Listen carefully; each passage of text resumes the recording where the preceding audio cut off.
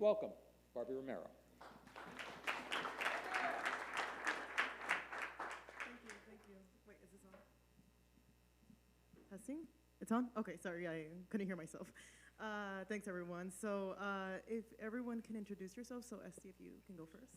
Hi, everyone. I'm Esty Cross. I work at USA Today Network, heading up the sales team. I'm Greg Government. I head up the first-party data strategy for Media.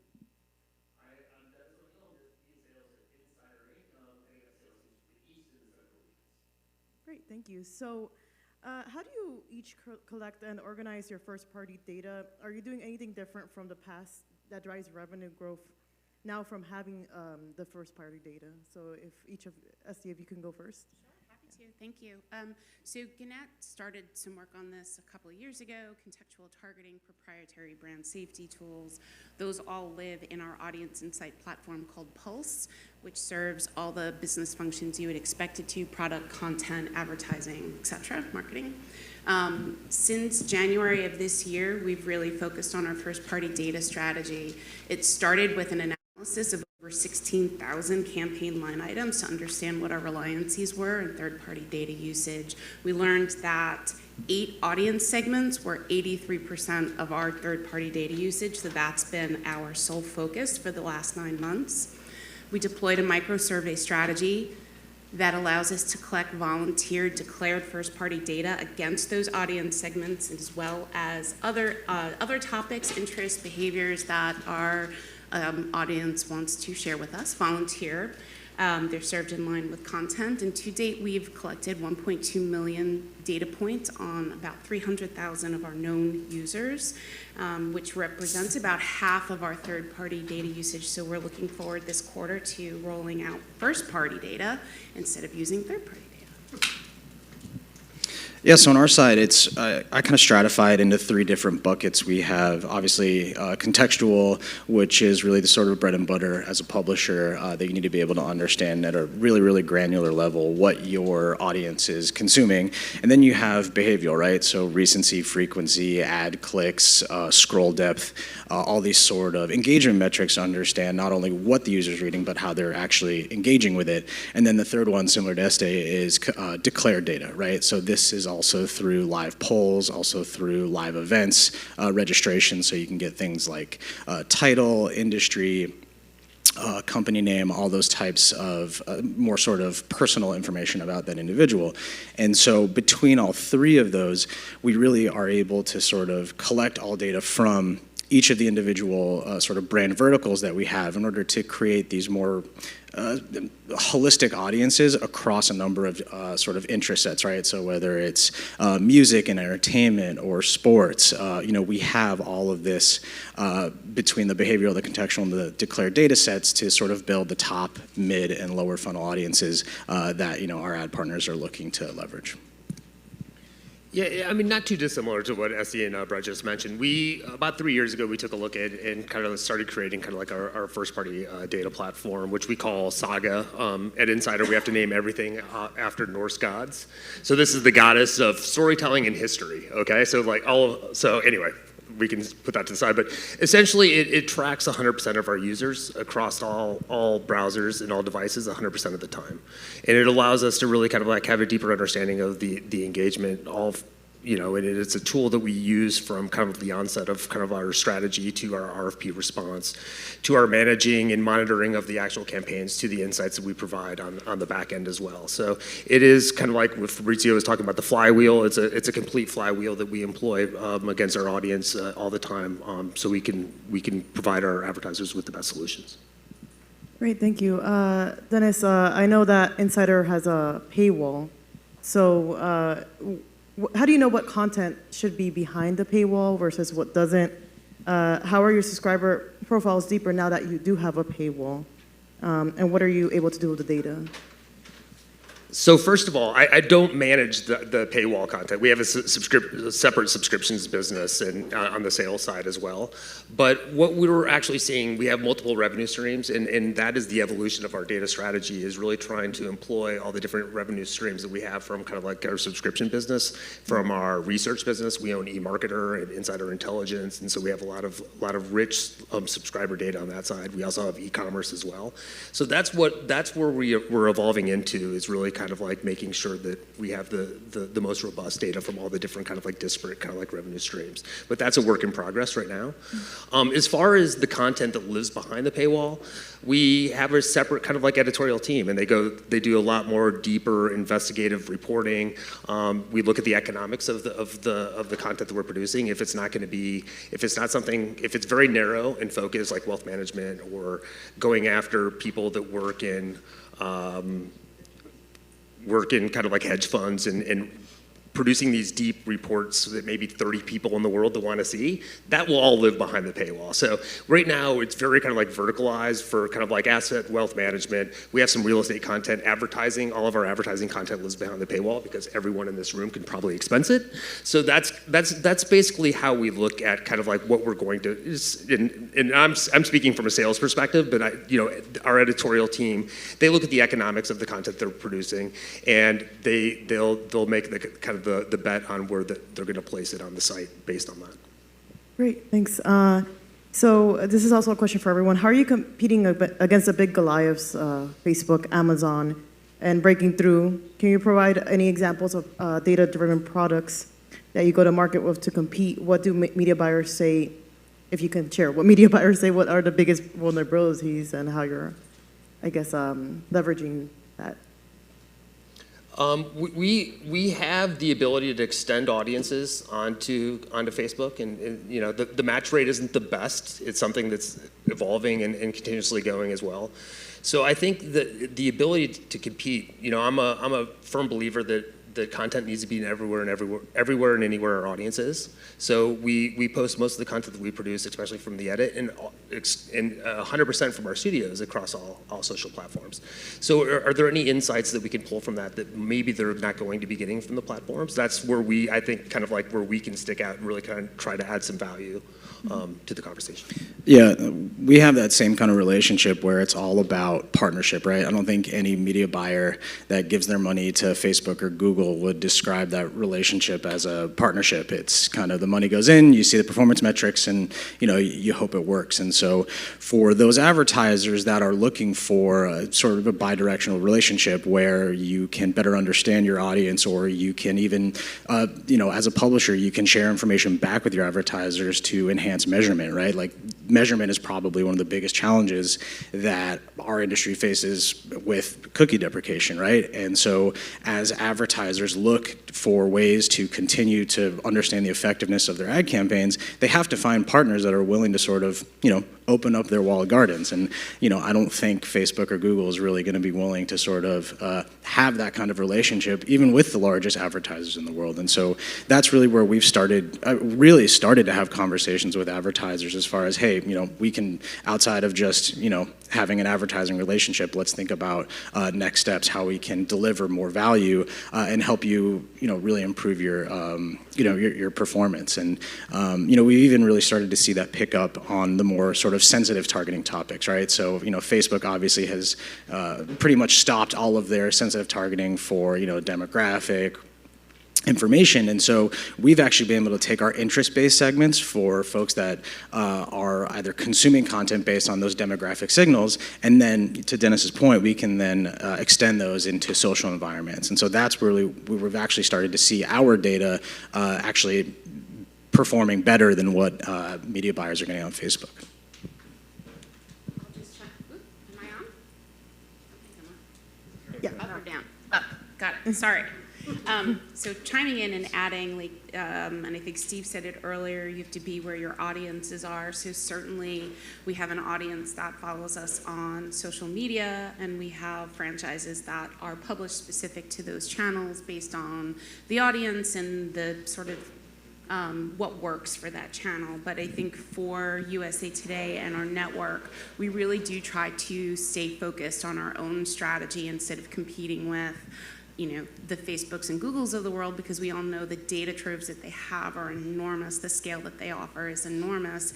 So we just really do try to focus on a great content experience so the audience keeps coming back to us time and time again, and finding us, whether it's on mobile or on desktop or on social or search, that they're finding our content and want to come back for more. So, Brett, you work for Penske Media. How do you aggregate data across multiple publications? Do you mix and match data to build the customer profiles? And can you talk about if you use this to build custom content for campaigns? Yeah, so I guess for those of you that don't know Penske Media, it's, we like to say it's like the largest media company that you've never heard of, but, we own brands like Rolling Stone, Variety, Billboard, Rob Report, Sportico, and we have over 30 brands. We also have a network business, She Media, which reaches around 80 million uniques a month. So in total, we have around, over 130 million visitors on a monthly basis. So lots of brands, lots of scale, lots of data to sort of leverage from an audience perspective. And so, where I've seen a lot of value for our partners by sort of merging all of this data across brands is the analytics portion of it, right? So, obviously, targeting specific brands based on your campaign objectives certainly works, but being able to sort of unpack those users that engage with your ads, that's where all of these different brands really become powerful, right? So by connecting all of the engagement metrics that we have, from Billboard to Rolling Stone to Stylecaster to Sportico, we can say, hey, this person that clicked on this ad, they actually look a lot like this person who shops for vacuums at Target, or they actually look a lot like this person who's really interested in rock and roll music, or they look a lot like this person, it goes on and on and on, right? And so this is where we've actually been able to help our advertisers better use our platform, our brands, to improve performance, right? And so, we have, recently we were working with one of our advertisers that was running a branded content campaign, right? And we were able to run both the branded content campaign in line with a targeted media campaign. And you get two very different results, right? The branded content campaign is meant to attract people that are interested in that particular type of content, right? They're going to visit that page because that's what they want to read about.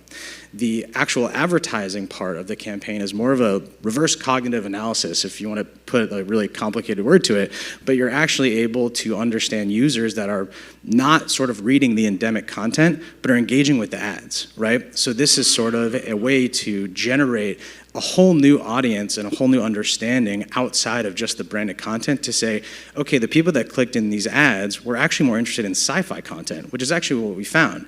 And so the advertiser was actually looking to market a show it was a reality TV show about sports, but we actually found that the biggest audience that was interacting with those ads had a high degree of, had a higher likelihood to be interested in sci-fi content. So we layered that into the targeting, we layered it into the branded content strategy moving forward. And so, this is really the beginning of where publishers that own the content, that create the content, and then actually produce the ads, this is where that sort of, I hate to use this because everybody uses it, but it's that flywheel, right? Fabrizio ruined it already. But, it's one of those, it's one of those things that it's real, and when it works, you're like, okay, we're onto something, and it is driving value for our partners. And you're constantly learning. That's a great part. So from our studio's perspective, kind of like what Brent said, if there's any kind of like insights that we can take about whatever advertiser this is, or whatever kind of like category that they work in, and create something a little bit different, unique, based on the data, that's the holy grail. And that we don't do that every time, but when you do it and it performs, that's like lightning in a bottle. That's what gets us really excited. So we did one for a cash flow management advertiser, whom we found that a lot of people that they were trying to go after within their small business sector really consumes a lot of our pet content, which is weird, but it was abnormally large. So we created a lot of pieces of content revolving around kind of like profiling small businesses that have something tangentially to do with pets. and it performed, it blew kind of our benchmarks out of the water, but there was something there. We can't do that every time, but when you do that, it is kind of that aha moment, and then it gets really kind of like fun. Do they want to change the creative to incorporate pets? We did have an advertiser that took an insight and incorporated that into their creative as well. So when you can actually add value to the advertiser from what you see on this audience and the behaviors, that's when it becomes very fun. Great, thank you. And then, so privacy laws are actually constantly shifting. Do you think, this is for any one of you, do you think this is changing your first-party data and how you harvest it, grow it? How do you keep up with the different legislation going on? Probably your legal team, I would assume. But, if you have any insights on like how you manage that on a day-to-day basis, if you do it all. I mean, I just got out of a 2-hour legal meeting last week, so it feels very fresh and maybe a little bit PTSD. But you know, it's the biggest change that I'm seeing is how we work with our vendors, actually. And you know, really the biggest difference is we're now on the hook to audit all of our partners to make sure that not only, you know, I feel really confident that PMC is always doing the right thing. We're always getting consent. We're not, you know, misusing data in any way, mostly because, you know, that's something I'm in charge of. But you know, now, you know, we have to go to our partners and say, you know, hey, are you sharing any data? You know, are you now a controller of this data by how you're leveraging it? And, you know, we're going to need to hire an entirely new team just to manage that process, right? And then on the more collection side of things, it's consent. You know, I think we err on the side of being conservative when it comes to data collection, right? You know, pretty much before Colorado, Virginia, you know, any other state that's sort of releasing a new privacy regulation, we were just defaulting to California, right? Mm-hmm. And so now we're trying to find the most strict, we're evaluating all of the different regulations, say what's the most strict you know, consent-driven regulation so that, you know, we can just adhere to that, because there's no reason to sort of try to get this patchwork solution in place, because eventually you're going to trip up. The numbers just make it too difficult to really be hyper-targeted to get consent exactly where you need it. So when subscribers move states, things of that nature, that helps when someone moves from one state to the other, because you're doing the most strict, so that's great. I think that's great.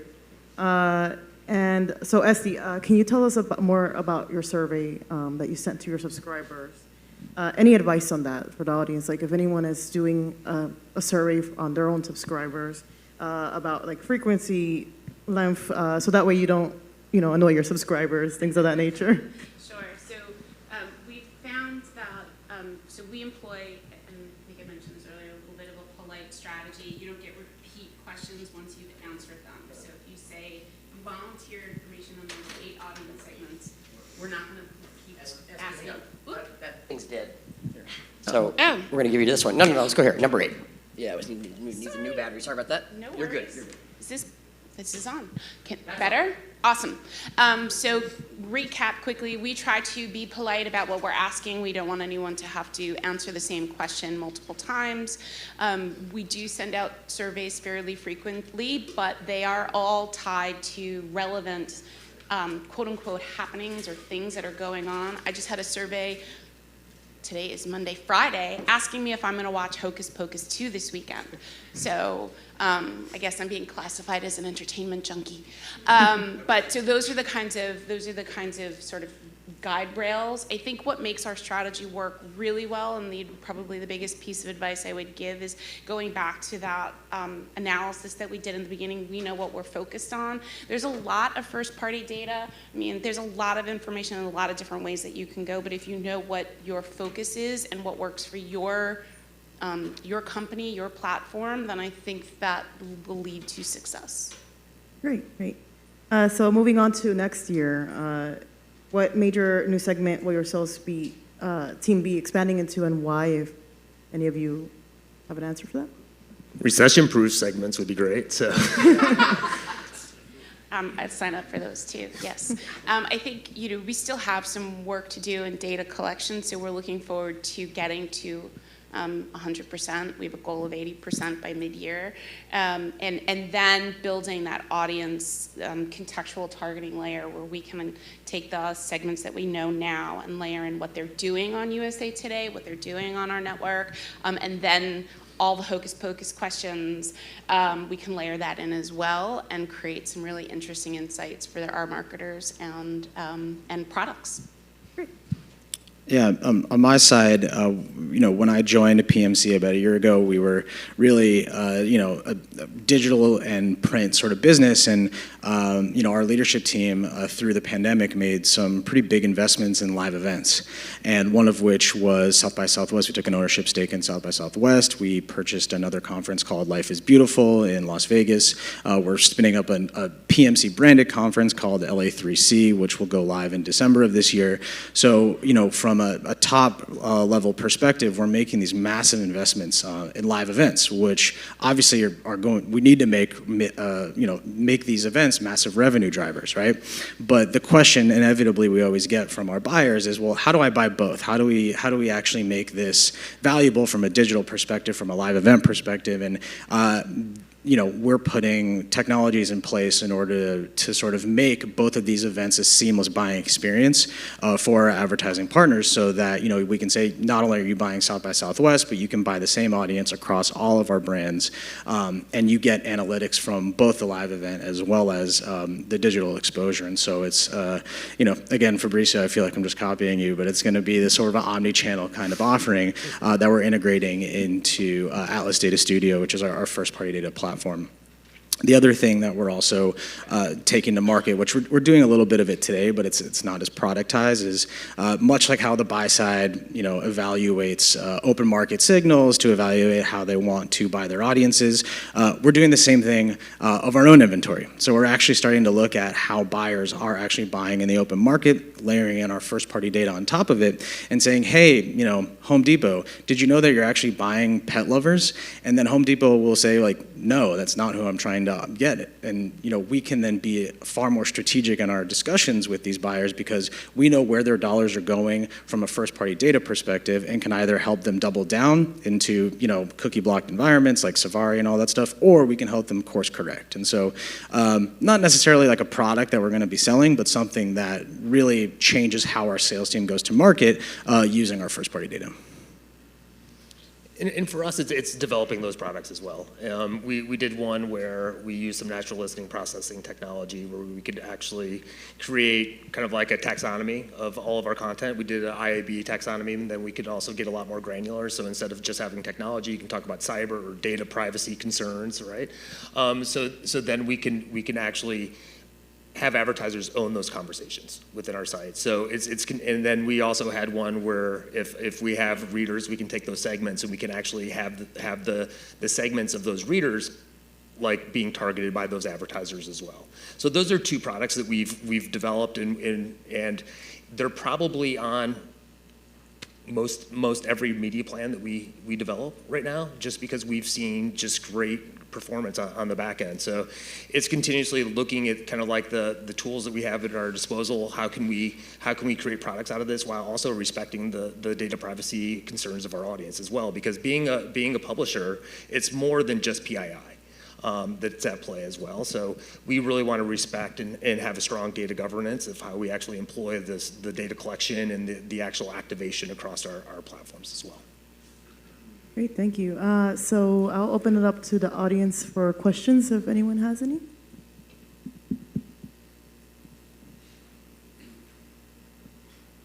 Okay, so I'll ask another question. If you're allowed to say this, what is your biggest frustration with media buyers right now?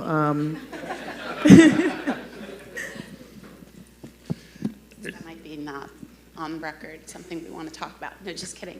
I think speaking for my team, one of the things that we've seen over the past few months is the change in the cycle. There's a lot of hurry up and wait, and I know that's frustrating for the folks that are putting programs together and pitching them and then waiting and waiting and waiting for brands to commit to those budgets. I think that's also frustrating for the media buyers. But then on the flip side, it seems as we're now in Q4, deep in, well, beginning of Q4, we're seeing a lot of short turnaround times. So here's what we need, and the IO comes very shortly after, which for our post-sales team is probably a bigger challenge. I think one of the frustrations that I see is kind of this double talk, right? Where, you'll get an RFP or you'll be in a meeting with a buyer and they'll say, okay, well, what are you doing to respect your users' privacy, and how can I target males in their 30s that have a credit score of like 700? It's like, okay, well, I mean, there's a couple ways you can do it, but those two questions don't really kind of line up. And I think really what it comes down to is that, they know they need to be focused on privacy and they know that cookie deprecation is coming, but they just don't know the actual tactics or strategies to actually follow suit. And so we're in this really weird place where, the tactics don't change, but the questions change. And, a lot of effort and time has been put on our side to educate, right? Here's what first-party data is. Here's how we collect it. Here's how you can use it. Here's why it's different. Here's why we can't target that exact individual that you're looking to get at because, that's not necessarily privacy compliant. And, that's kind of the frustrating part. And I think that, you're starting to see the more sophisticated buyers change their tactics a little bit more. But, it hasn't made its way all the way through to, everyone yet. And from my side, just on a basic kind of like foundational level, there's been so much churn in the media agency. It's just getting people that are kind of like trained and kind of like can actually follow through on carrying the objectives of their advertisers forward. So my teams have kind of like voiced some just frustrations either on the programmatic or on the direct sales side, just based on kind of like the level of familiarity a lot of the agencies are with their advertisers. And I was speaking with a friend of mine who's a group director 2 weeks ago, and yeah, he's just like they're especially going to Q4 and to Q1. He was very nervous about that, just kind of like the level of seniority of his staff. Yeah, that's across most agencies, I feel. Yeah, it's hard to keep. Other than Google and Facebook, who are your major competitors now? Who's emerging now that you feel that you're playing up against? And what's your best response to their competition? I mean, TikTok is pretty impressive that you didn't list in there. And I think the reality is. But that's a relatively new competitor that you've got to come up with a counterpoint to. And I think the argument's largely the same, though, because we don't have an algorithm that constantly evaluates what a user's preference is, and I would argue that our strength is the opposite. We are not constantly changing our content for the user. We are a brand voice. So we have a voice. We are driving the conversation, and so from a content perspective, I feel like that's the easy sort of differentiation you can make. The place where we've seen traction, like I mentioned, is really sharing data, right? Where if you're an enterprise partner, you're a strategic partner of ours, we can let you into our so-called PMC walled garden, where you don't get to have those relationships with the TikToks, the Googles, and the Facebooks. And that's really where the more sophisticated buyers are starting to sort of place their bets, is where can I get the biggest bang for the buck on partnerships with larger enterprise publishers like PMC. But there are also players in the marketplace, particularly the retail media networks, which is where probably the greatest growth in media spend is going right now. And along with the previous big Goliath that came into the marketplace, Amazon, marketers are being promised a way to close the loop and actually tie their media spend back to actual sales. Do you guys have answers to those sorts of challenges? I mean, third-party cookies certainly today work for that purpose, but looking forward, I don't think there's a clear vision into what exactly that solution is.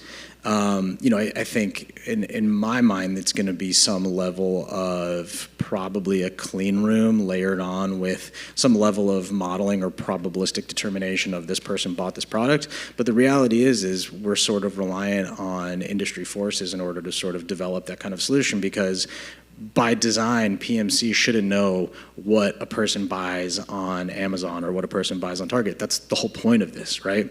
But if an advertiser does want that, which they should, there needs to be some sort of industry kind of accepted technology that enables us to deliver that, or for the advertiser to track that on their own. I think that's right. I think like for attribution, it's going to have to be a clean room, but I don't think advertisers are ready yet. I think publishers are a lot more ready than kind of like advertisers to kind of like. That was my open up next the question. data. Are you seeing any receptivity in the marketplace There's to clean interest. rooms? There's interest, but when you get to the 1 yard line, there's a lot of hesitation. Is that, well, what does it take to move it? Is it simply convincing them, or are you going to have to sort of productize this yourself and start like rolling in clean rooms into your offerings so that you're making it easier for them? I think it needs to be an easier process. A lot of the I mean, we have like 3 clean room partners, and ultimately, to Dennis's point, you know, you can talk about it, in theory it sounds good, but the actual nuts and bolts of, you know, taking a data file from an advertiser, importing into a platform, is actually surprisingly a lot harder than it sounds. The best way I've heard it described is it's like a high school dance. You have the boys on one side, the girls on the other side, and no one's dancing in the middle yet. And so, yeah, we've had the same problems that Dennis is talking about as well. No, it is. We've had marketers here who talked about their white room strategies, and one of the things they described is it sort of disrupts internally the way they usually do data. And so, you know, it's going to be a hard sell. Barbie panel, thanks for a great start. Thank you. Thank Thanks, you. everyone.